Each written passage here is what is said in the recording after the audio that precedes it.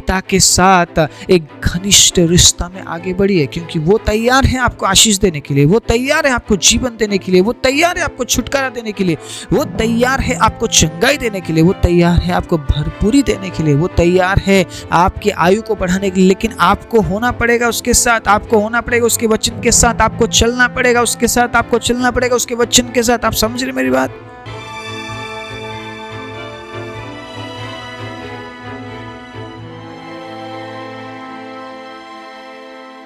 पवित्र आत्मा, पवित्र आत्मा,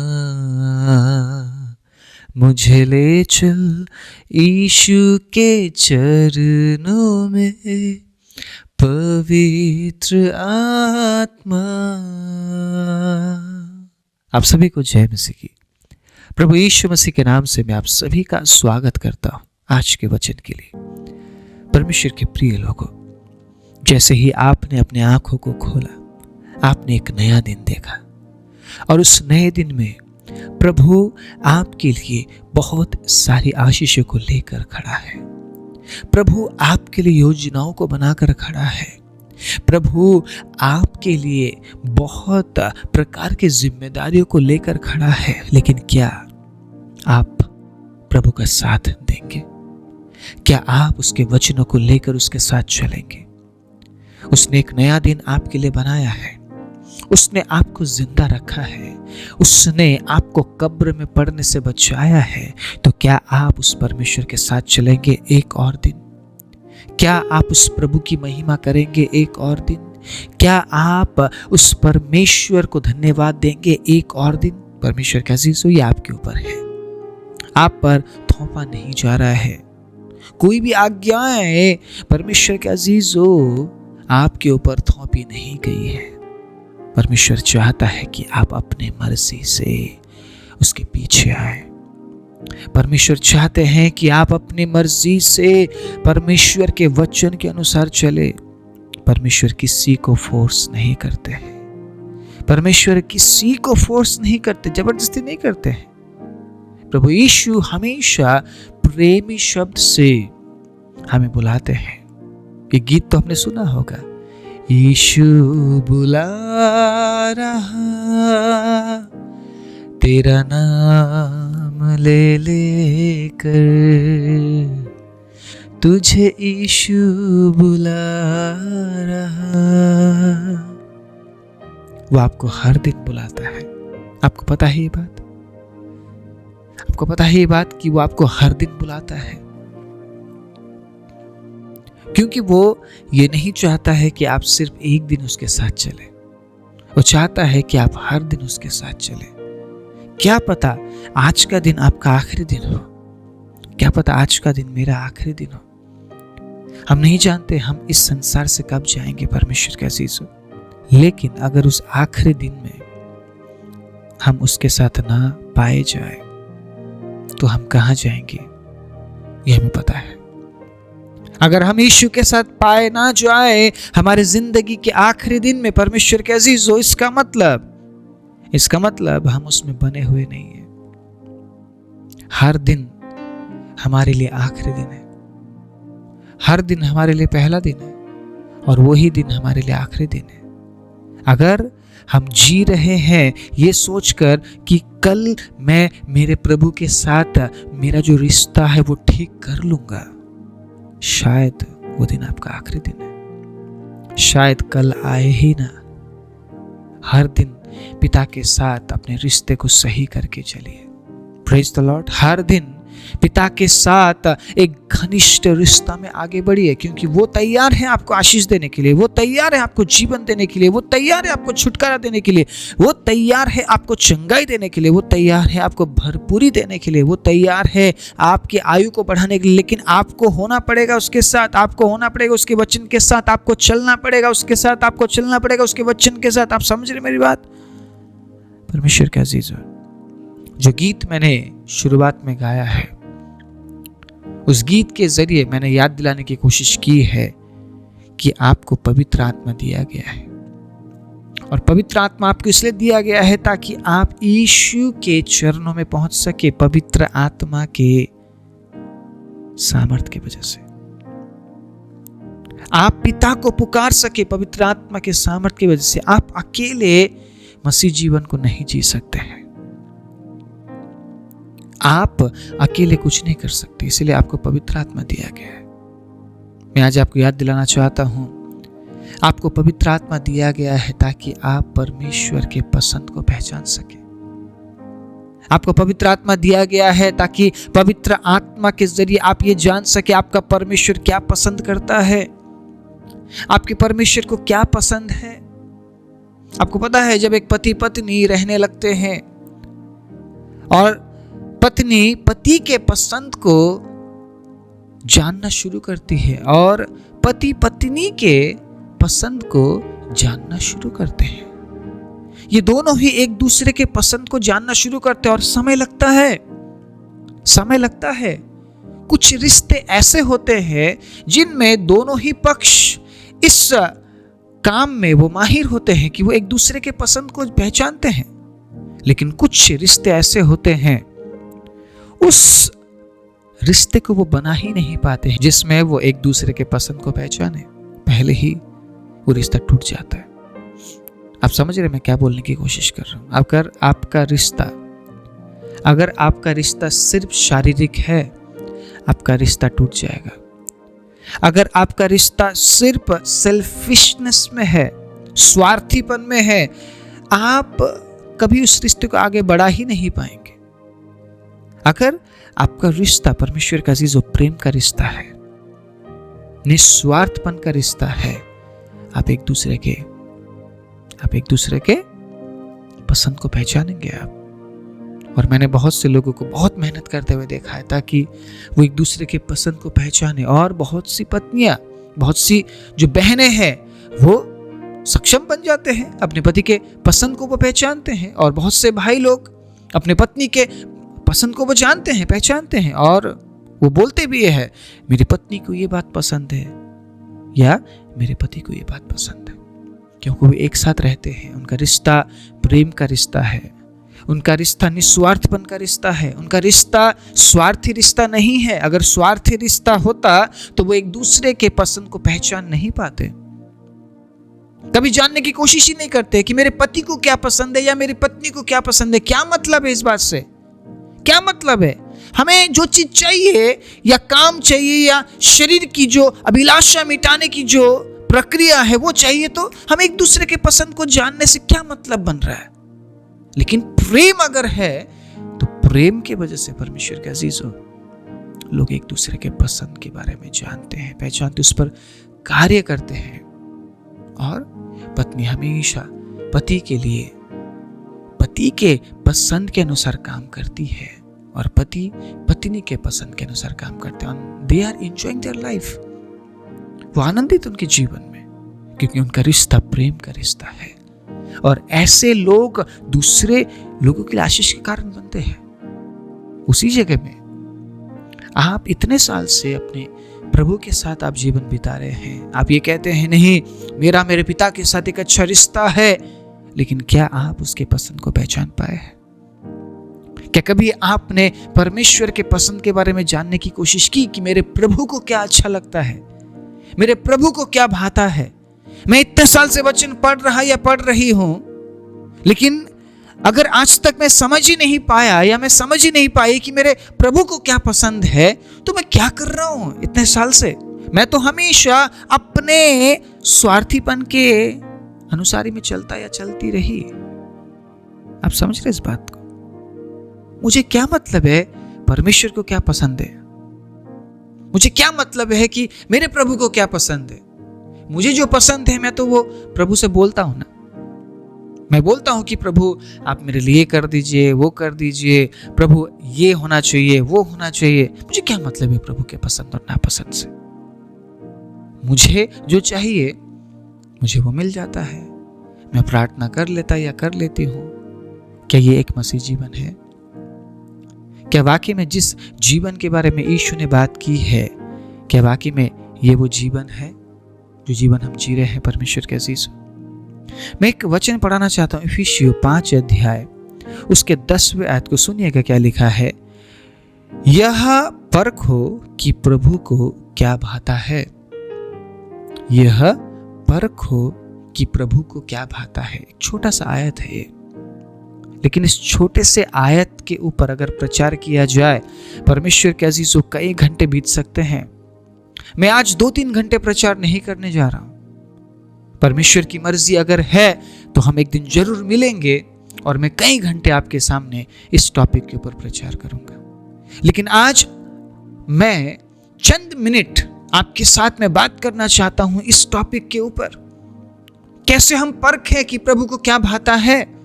कैसे परखें हम, क्यों परखना चाहिए कि प्रभु को क्या भाता है। अगर हमने परख लिया तो इससे क्या होगा, क्या होगा इससे। परमेश्वर के अजीजों, मैं आपसे पूछना चाहता हूं, आपने यीशु मसीह पर विश्वास क्यों किया है। किसी के कहने पे विश्वास किया है, या चंगाई पाने के लिए विश्वास किया है, या छुटकारा पाने के लिए विश्वास किया है, या फिर आशीषें बटोरने के लिए आपने विश्वास किया है। क्यों विश्वास किया है आपने। आप में से बहुत से लोग ये भी कह सकते हैं, मुझे चंगाई मिली इसलिए मैंने विश्वास कर लिया, मुझे छुटकारा मिला इसलिए मैंने विश्वास कर लिया, मेरा काम धंधा सही नहीं जा रहा था, किसी ने कहा जी प्रार्थना कर लो आपका काम धंधा सही हो जाएगा, काम धंधा सही चलता रहे इसलिए मैंने विश्वास किया है। बहुत से लोग ये भी बोलते हैं। अगर आपका मकसद सिर्फ ये है कि आपको चंगाई पाना है या छुटकारा पाना है, कुछ और भी कारण हो सकता है यीशु पर विश्वास करने का, तो फिर अब जब सब कुछ सही हो गया है तो अब क्यों विश्वास कर रहे हैं आप। क्या कारण है। बस इसलिए कि आगे मैं बीमार ना हूं इसलिए आप विश्वास कर रहे हैं। अगर आप परमेश्वर के वचन को पढ़े, यूहन्ना 3 उसका 16 में क्या लिखा है, जो कोई यीशु पर विश्वास करेगा वो नाश नहीं होगा परंतु अनंत जीवन पाएगा। वो नाश नहीं होगा परंतु अनंत जीवन पाएगा। यीशु मसीह इस जगत में क्यों आए। आपके काम धंधा को ठीक करने के लिए, आपको चंगा करने के लिए, आपको छुटकारा देने के लिए, आपको आशीष देने के लिए क्यों आए वो इस संसार में। क्यों आए, ताकि हमें अनंत जीवन मिल सके। अगर आपका मकसद सिर्फ ये है कि मुझे चंगाई पाना है या आशीष पाना है या छुटकारा पाना है, या फिर मुझे अपॉर्चुनिटीज मिले, मेरा काम धंधा सही हो जाए ना, मेरा चेहरा सही हो जाए, मैं सुंदर हो जाऊं, मैं हेल्दी हो जाऊं, सिर्फ आपका ये मकसद है यीशु पर विश्वास करने का, तो जो असली मकसद है उसको आप खो रहे हैं। आप असली मकसद के लिए यीशु में विश्वास कीजिएगा। आपको इसलिए नहीं चुना गया है कि आप सांसारिक चीजों में खोए रहे। नो, आपको आत्मिक जीवन के लिए, अनंत जीवन के लिए चुना गया है। सोचिएगा, संसार में करोड़ों लोग हैं, उनके बीच में प्रभु ने हमें क्यों चुना। हमें क्यों चुना।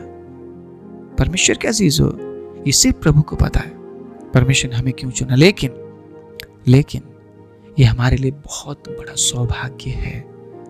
इस सौभाग्य को हम चंगाई, छुटकारा, सामर्थ के काम में ना तोले। ये चंगाई, ये छुटकारा, ये जो आशीष है यहीं पर रह जानी है, यहीं रह जानी है। आप चाहे कितना ही कमा लीजिए, आप अपने साथ लेकर नहीं जा पाएंगे आप। तो फिर आप प्रभु के उस प्रेम को उन चीजों के साथ क्यों तुलना करते हैं आप, या मैं उन चीजों के साथ मैं क्यों तुलना करूं जो नाशवान है। प्रभु आशीष दे रहा है आपको, ये बहुत खुशी की बात है, ये आनंद की बात है। लेकिन आप उस आशीष के लिए यीशु पर विश्वास नहीं करेंगे। आप विश्वास करेंगे अनंत जीवन के लिए, क्योंकि यीशु आपको अनंत जीवन के लिए बचाने आया। Praise the Lord, hallelujah. यीशु मसीह आपको अनंतता के लिए स्वर्ग में देखना चाहते हैं।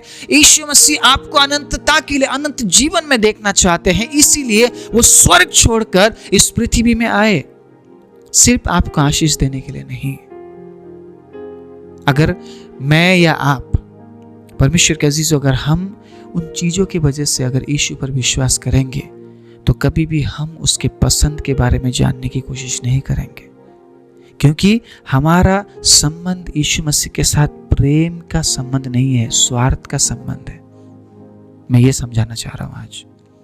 जिस प्रकार एक पति पत्नी अगर स्वार्थी जीवन जीते हैं तो वो अपने पसंद के बारे में कभी जानने की कोशिश नहीं करेंगे। पत्नी को क्या पसंद है या फिर पति को क्या पसंद है। वो पूरी जिंदगी ऐसे बिताते हैं, उन्हें कोई मतलब नहीं एक दूसरे के पसंद के बारे में, कोई मतलब नहीं, ना ही जानना चाहते हैं और ना ही उस पसंद के अनुसार वो काम करते हैं। लेकिन जो प्रेम के संबंध में आगे बढ़ते हैं, जिनके संबंध में परमेश्वर के अजीजों प्रेम है, जिनके संबंध में परमेश्वर के अजीजों निस्वार्थपन है, वो एक दूसरे के पसंद के बारे में जानते हैं। और मैंने ऐसे पति पत्नियों को देखा है, वो आनंदित होते हैं अपने जीवन में, वो आनंदित होते अपने जीवन में। परमेश्वर के अजीजों, आज मैं आप सभी से पूछना चाहता हूं, आप किस प्रकार के संबंध के साथ आगे बढ़ रहे हैं? एक स्वार्थी संबंध के साथ या फिर एक निस्वार्थ संबंध के साथ? एक प्रेमी संबंध के साथ या फिर एक समझौते के संबंध के साथ? किस संबंध के साथ आप आगे बढ़ रहे हैं? आपको परमेश्वर ने जो उम्र दिया है, परमेश्वर के अजीजों, इसलिए नहीं कि आपको क्या अच्छा लगता है परमेश्वर को आप बताएं। परमेश्वर जानता है आपको, आपके माता के गर्भ में रचे जाने से पहले से ही वो आपको जानता है, वो आपका नाम जानता है। परमेश्वर के अजीजों, यिर्मयाह 1:8 में साफ लिखा है, हम पढ़ते हैं इस वचन को, और सबके लिए है ये वचन, मेरे लिए भी है, आपके लिए भी है। वो जानता है आपको क्या पसंद है, वो जानता है आपको क्या अच्छा लगता है। लेकिन आपको क्या अच्छा लगता है, इस बात से परमेश्वर के अजीजों तय नहीं होगा कि आप अनंत जीवन में जाएंगे या नहीं जाएंगे। परमेश्वर को क्या अच्छा लगता है, इस बात से तय होगा कि आप अनंत जीवन में जाएंगे या नहीं जाएंगे। आप समझ रहे इस बात को? जो मुझे अच्छा लगता है, शायद उस बात से मैं कभी अनंत जीवन में पहुंचूं ही ना, लेकिन जो मेरे परमेश्वर को अच्छा लगता है, अगर उस काम को मैं करूं तो मेरे लिए अनंत जीवन तैयार है। आप समझ रहे इस बात को? बाइबल में लिखा है, परखो, परखो प्रभु को क्या भाता है। और क्या एक दिन में आप परख सकते हैं कि प्रभु को क्या भाता है? यूं एक प्रार्थना आपने की, बस खत्म।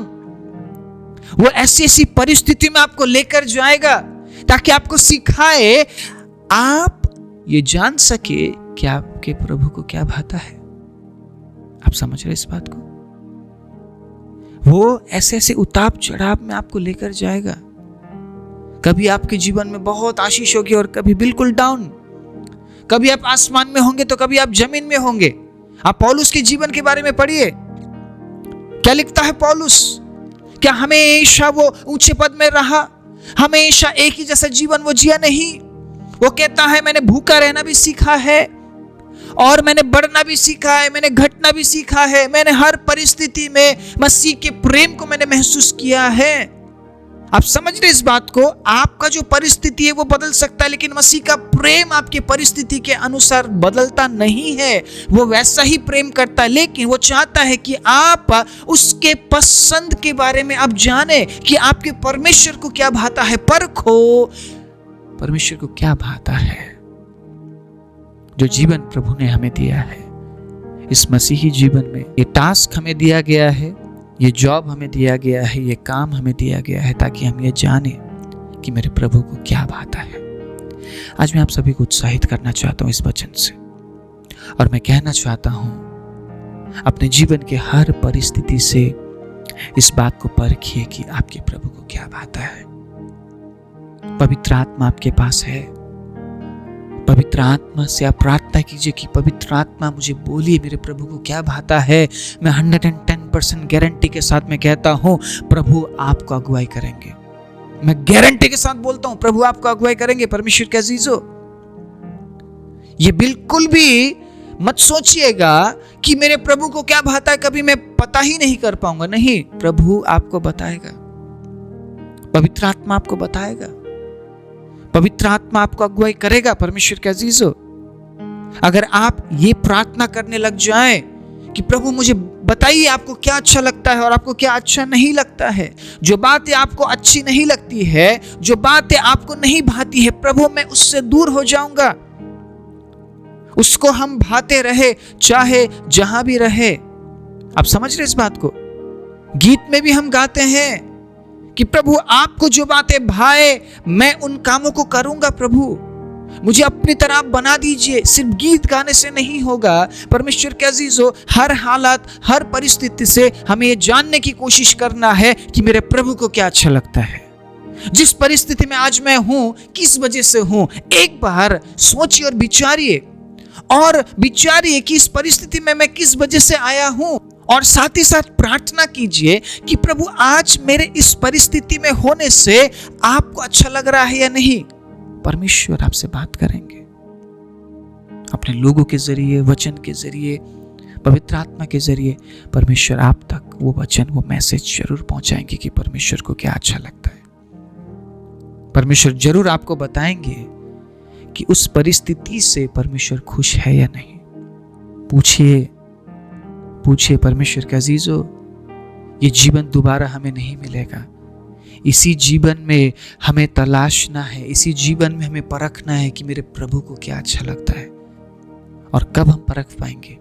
जब हमारा रिश्ता प्रेम का रिश्ता होगा, निस्वार्थपन का रिश्ता होगा। स्वार्थी लोग जो सिर्फ आशीष को पाने आते हैं, उन्हें कोई मतलब नहीं उनके प्रभु से, उन्हें कोई मतलब नहीं है पवित्र आत्मा से, उन्हें कोई मतलब नहीं है यीशु से, उन्हें कोई मतलब नहीं है पिता से। वो बस अपने बातों को रखने के लिए आएंगे कि मेरे घर में ये नहीं है, मेरे घर में वो नहीं है, ऐसा नहीं है, वैसा नहीं है। वो कभी परमेश्वर के इच्छा को जानने की कोशिश नहीं करेंगे।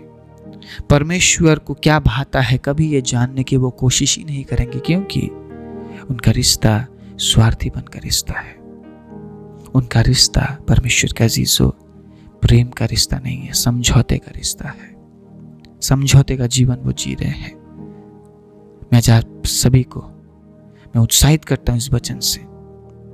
आज के बाद परमेश्वर के अजीजों, जो पवित्र आत्मा आपको दिया गया है, उस पवित्र आत्मा से आप प्रार्थना कीजिए और कहिए कि पवित्र आत्मा, जो बातें आप यीशु से सुनते हैं वो बातें मुझ तक पहुंचाइए। और मुझे बोलिए पवित्र आत्मा कि मेरे प्रभु यीशु को क्या भाता है, मेरे प्रभु यीशु को क्या अच्छा लगता है। जो काम मैं कर रहा या कर रही हूं, उन कामों से क्या मेरा प्रभु खुश हो रहा है? क्या मेरे जीवन से प्रभु खुश हो रहा है? जो काम मैं कर रहा हूं, क्या वो काम प्रभु को भा रहा है? जो जीवन में जी रहा या जी रही हूं, क्या वो जीवन प्रभु को भा रहा है? पवित्र आत्मा से प्रार्थना कीजिए। सिर्फ पवित्र आत्मा आपको यीशु तक पहुंचा सकता है। सिर्फ पवित्र आत्मा आपको यीशु से जो बातें कही जाती है वो बता सकता है। बिना पवित्र आत्मा के आप परमेश्वर के नजदीक नहीं जा सकते। परमेश्वर के अजीजों, हमें पवित्र आत्मा दिया गया है। आइए अपनी प्रार्थनाओं में हम पवित्र आत्मा को हम कहे कि पवित्र आत्मा, मुझे बताइए कि मेरे प्रभु को क्या भाता है। परखना है हमें, पवित्र आत्मा से पूछना भी है, प्रार्थना भी करना, साथ में परखना भी है। हालातों से परखना है, कामों से परखना है, किस वजह से आज मैं इस परिस्थिति में हूं। अगर अच्छे परिस्थिति में हूं तो किस वजह से हूं, या बुरे परिस्थिति में हूं तो किस वजह से हूं।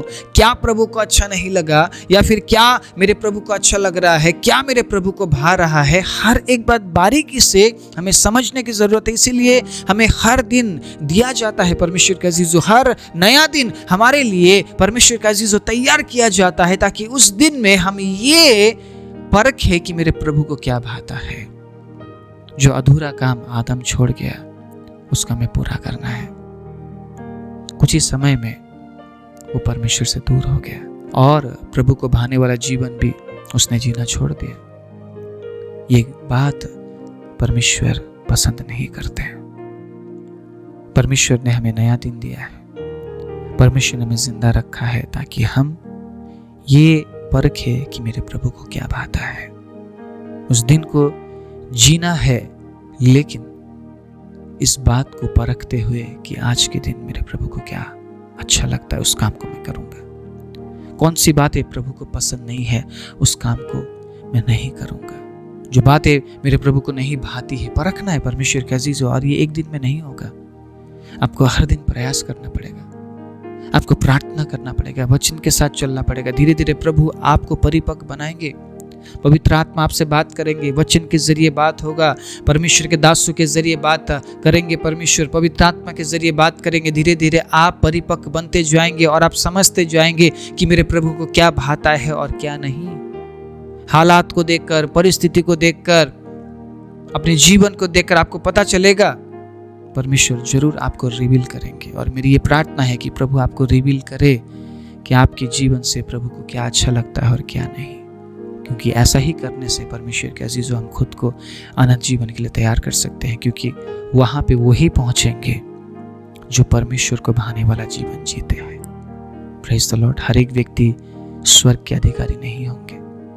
जो इस पृथ्वी में परमेश्वर को भाने वाला जीवन जिएंगे वही उस अनंत राज्य में एंटर कर सकते हैं।